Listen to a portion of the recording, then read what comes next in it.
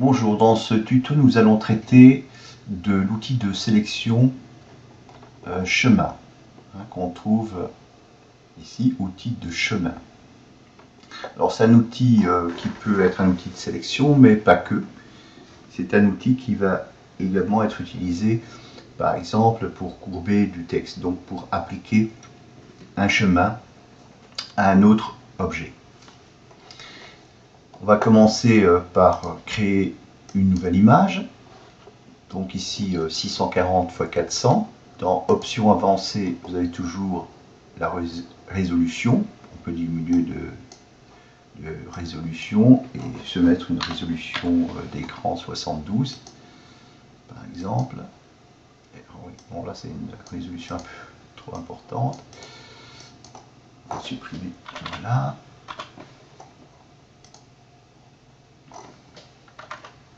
Voilà, 72, espace de couleur RVB, et on remplit avec la couleur de premier plan, qui est du blanc ici. Je pourrais aussi me créer directement une image en transparence, donc blanc avec un motif, ou prendre la couleur arrière-plan.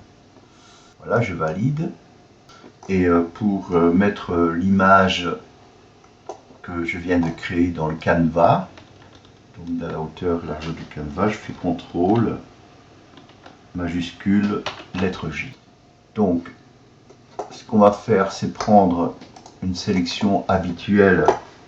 Vous allez voir la différence, une sélection à main levée, le lasso. Donc on voit très bien quand je fais une sélection à main levée, d'abord, vous voyez, si je lâche ma souris, eh bien le dernier trait, mon dernier point est toujours attaché par un segment.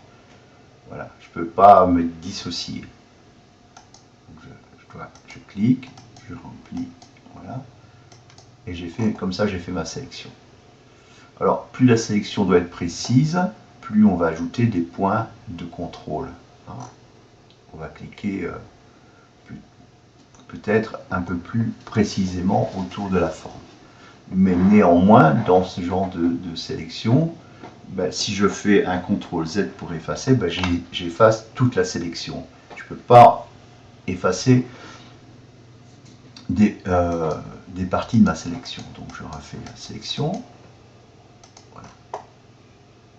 Alors si je me mets sur un point, je peux effectivement modifier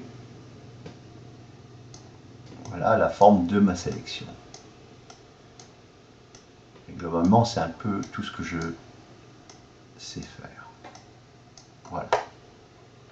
Donc je vais effacer cette sélection là, puis je vais repartir maintenant sur l'outil, voilà, de chemin, et je vais faire un segment. Un premier segment, donc je clique, j'ai donc un premier point, je clique, voilà, j'ai un deuxième point. Donc là, j'ai rien fait d'extraordinaire par rapport au lasso. Alors pour le troisième point, je vais faire autre chose. Je vais cliquer, donc en fait, vous voyez ici que je peux balader, je peux lâcher ma souris, voilà, et me balader, et je ne suis pas tenu au dernier point. Par contre, ce dernier point là, si je clique ici, il va me rattacher, me créer un segment à partir de ce dernier point cliqué. D'accord ? Si je fais un CTRL Z, je repars vers mon dernier point et je n'efface pas tout mon travail de sélection. Alors, autre chose, si je maintiens le clic gauche, le doigt sur le clic gauche de ma souris, et que je tire dessus, vous voyez, il va me créer ici deux poignées, je vais dire, et on va voir à quoi ça sert. Donc il faut bien maintenir son doigt sur le clic gauche. Voilà. Alors, une des poignées me sert à déformer, créer une courbe de Bézier. Voilà. Et ma deuxième poignée va me servir à donner une direction au prochain point que je vais créer. Donc là, je mets une direction dans ce sens-là, par exemple avec une certaine force. Et si je crée un point maintenant à ce niveau, vous voyez ce qu'il va faire? Il va prendre d'abord la direction et puis retourner vers mon point. Donc je retourne en arrière, CTRL Z. Je vais mettre une direction un peu plus vers le haut, à peu près à 10 heures ici. Donc je clique, ouais, donc il est parti dans cette direction, il revient. Voilà. Donc on voit déjà que les possibilités sont beaucoup plus étendues que simplement le lasso, le segment pur et dur. Voilà, donc je vais retourner en arrière. Je vais remettre une direction par là, par exemple, et voilà ce que j'ai fait. Donc je continue ma sélection. Voilà. Alors, pour terminer, j'appuie sur CTRL et je vais sur le premier point que j'ai sélectionné et je termine ainsi ma forme de sélection. Alors, quand j'ai fait une sélection ici autour d'un objet imaginaire, quand j'ai fait cette sélection-là, je peux toujours la corriger. Et je peux ajouter des contrôles ici, des points, pardon, je peux ajouter une déformation de mon segment en courbe. Si je me mets au milieu de mon segment et que je l'étends, voilà, vous voyez, là j'ai donc deux autres poignées qui sont apparus et qui me permettent de changer justement cette forme.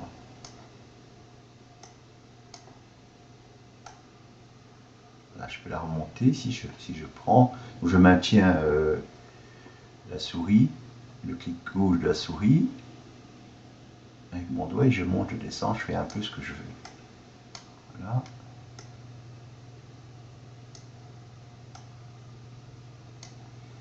Voilà. J'ai cliqué en dehors, c'est pour ça. Voilà. Donc si je clique sur, si on fait une forme, une sélection, et si je clique n'importe où, vous voyez, il part toujours du dernier point. Ce qui peut, à certains moments, être plus gênant. Donc je reviens en arrière. Maintenant, si je clique sur un point intermédiaire, et là, voilà, je clique en dehors de cette sélection, ben, j'ai une nouvelle sélection qui va se créer. Donc je suis totalement en dehors. Voilà. Évidemment, quand une sélection est bouclée et terminée, ben après on crée des autres sélections tout à fait en dehors.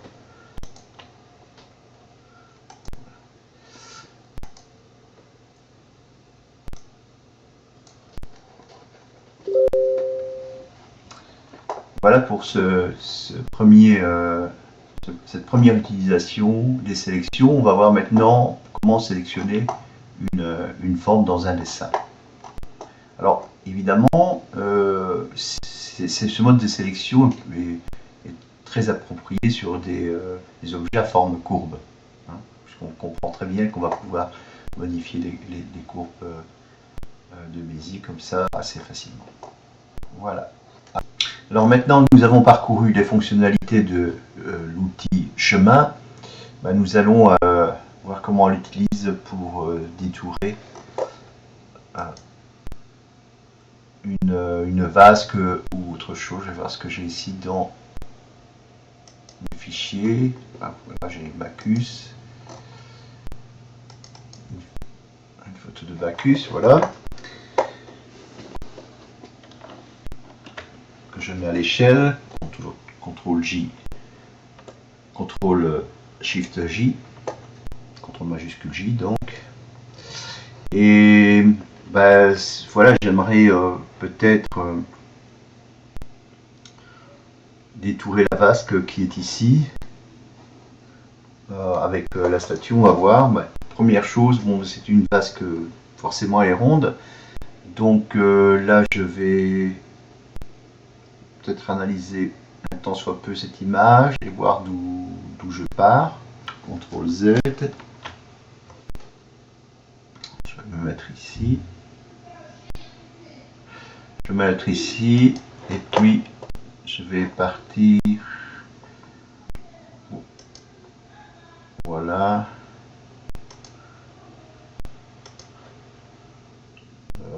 Là je suis courbe. Là, je regarde. Ok. Je me mets là. C'est courbe. Voilà.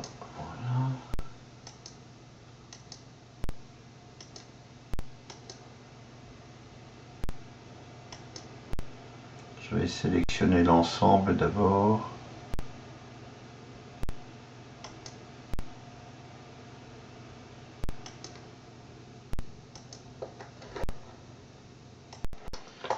Donc je vais continuer sur le visage. Voilà. Je me mets ici.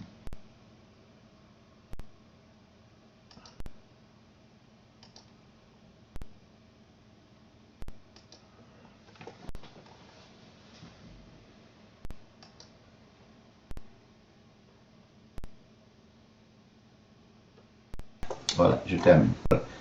Donc en principe, là j'ai sélectionné l'ensemble et on va pouvoir commencer à travailler sur chacun des éléments. Bon, bien sûr, ce ne sera pas parfait, on aura d'autres travail à faire par après, mais donc je vais d'abord me mettre là, étirer, voilà, ici, voilà, vous voyez, donc on les tire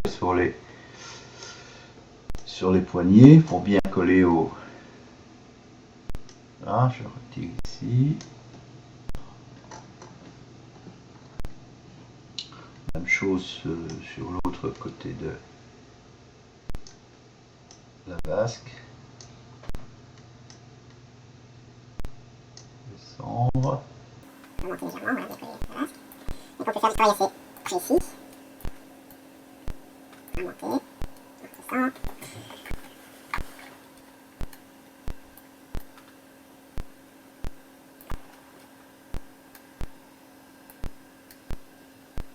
Donc, comme les poignets peuvent se déplacer, on n'est pas obligé de le faire très précis quand on fait le dessin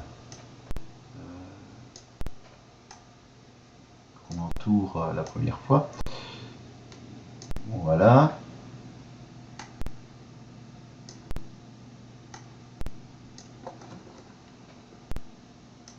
Donc on essaie de suivre au plus précis. Ça.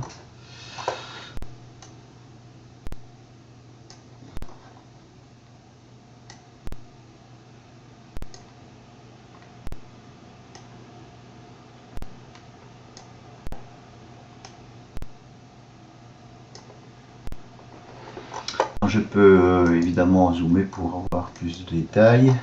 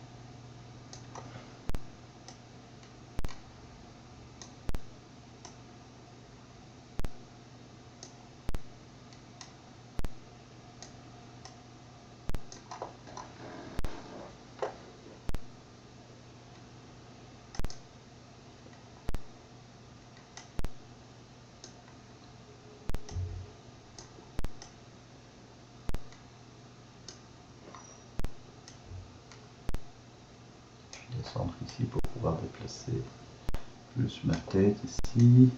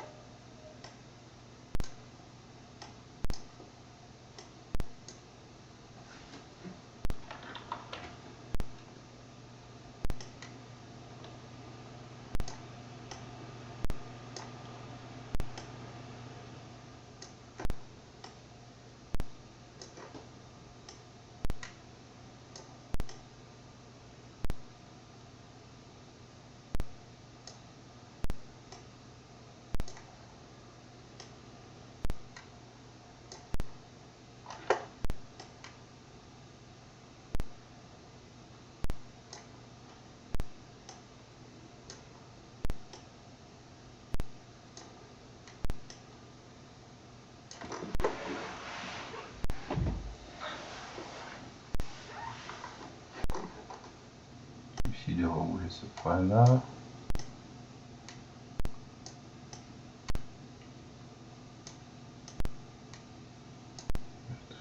Ici.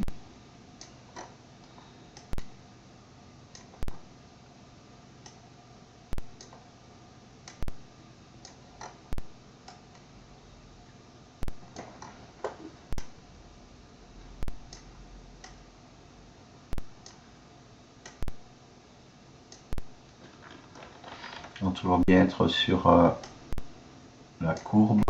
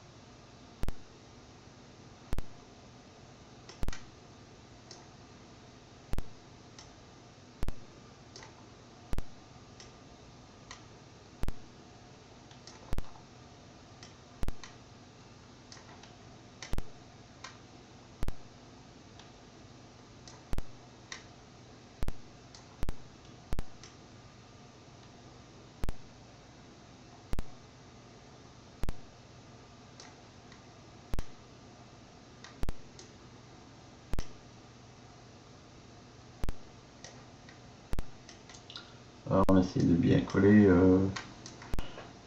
Voilà.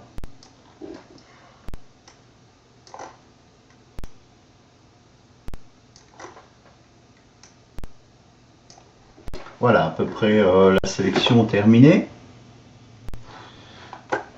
Alors maintenant je vais repartir en 55 par exemple et je fais sélection depuis le chemin. Donc là j'ai ma sélection. Alors je vais vérifier si dans cette photo j'avais du alpha, non. Couche alpha, donc il faudrait peut-être que je les rajoute ici dans couleur, pardon, dans calque.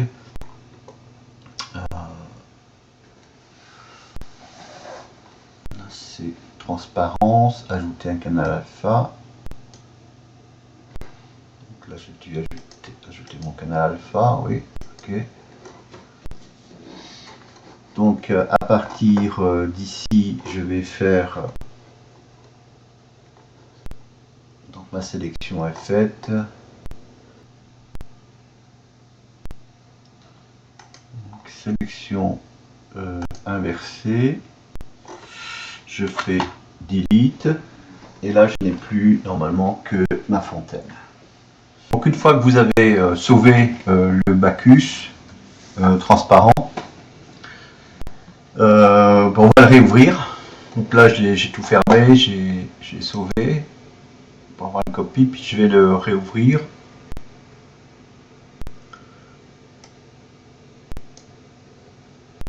Transparent. Voilà. Et on voit qu'il se met directement sur le fond noir.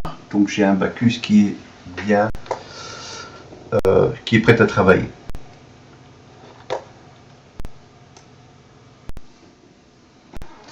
Alors, évidemment, là, il va falloir corriger au niveau des doigts.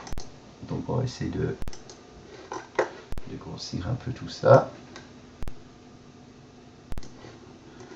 De voir les détails qui nous...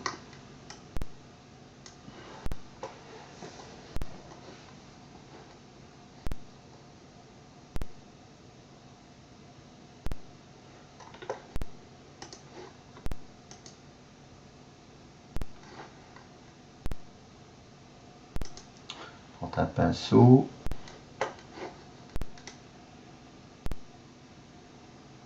Voilà, déjà corrigé certaines zones qui sont pas trop difficiles.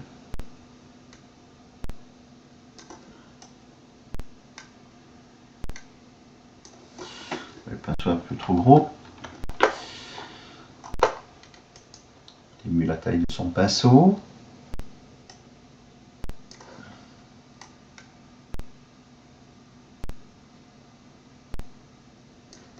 Le sculpteur ne m'en voudra pas trop, il est plus vivant.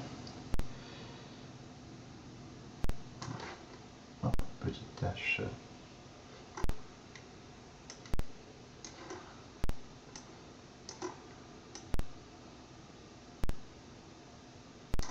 Voilà, je vais encore diminuer la taille du pinceau. Pour aller vraiment très doucement le long des formes.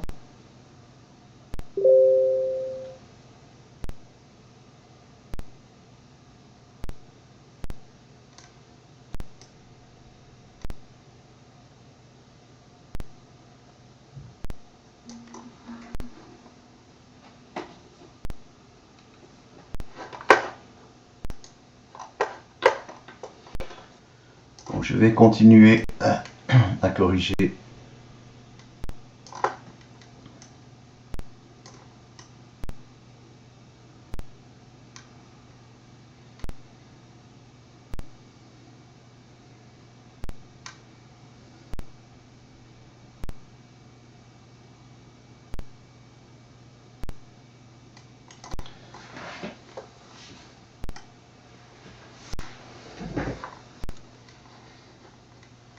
Voilà, nous corrigeons.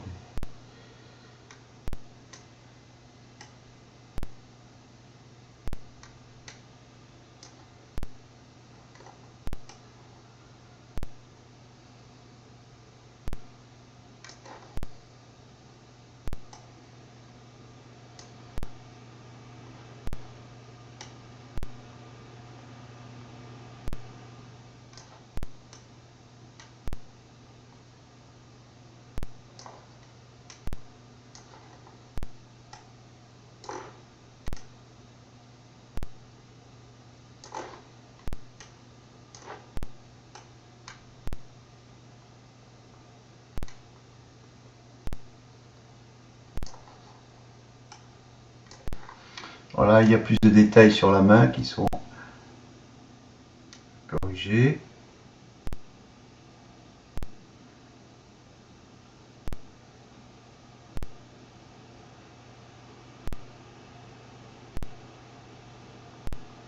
On va passer sur un petit pinceau par après.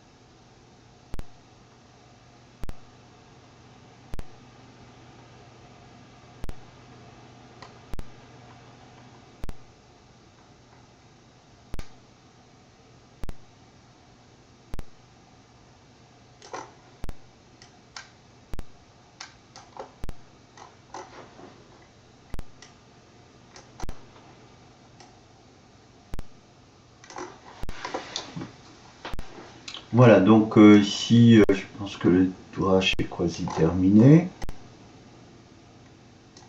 On va vérifier. Là, le détourage est terminé, mais que la correction, voilà. Et là, on a notre Bacchus qui est sur son fond noir. On va fusionner le bas. Voilà. On a terminé notre travail de détourage sur Bacchus. Quelques petites modifications. J'ai vu ici sans doute un pixel qui s'est égaré. Là, un petit défaut aussi. Alors pour ça, on peut réutiliser l'outil de correcteur. Donc l'outil correcteur qu'on va mettre dans la taille. On va augmenter la taille, voilà.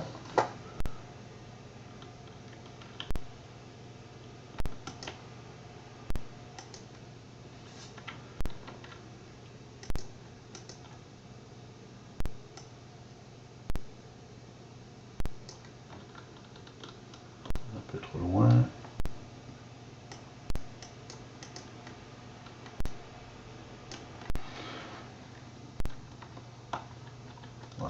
C'est peut-être pas l'outil le plus approprié. On va essayer le barbouillage. C'est peut-être un peu.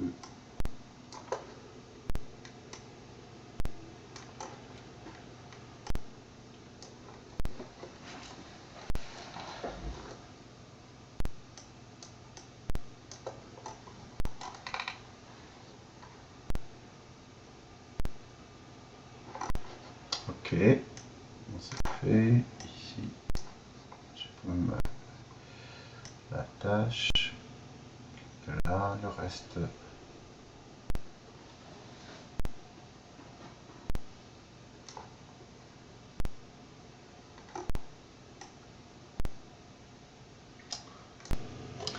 Voilà, ceci termine la première partie de ce tuto sur l'outil chemin. Nous allons voir qu'il y a bien d'autres utilisations de cet outil. Évidemment, nous avons déjà vu quelques outils de sélection. Il faut évaluer lequel est le plus approprié, parce que bon, ce détourage, on peut le faire de différentes façons. Et voilà, et le chemin est approprié pour de multiples autres utilisations. Alors je vous donne rendez-vous pour le huitième tuto et à très bientôt.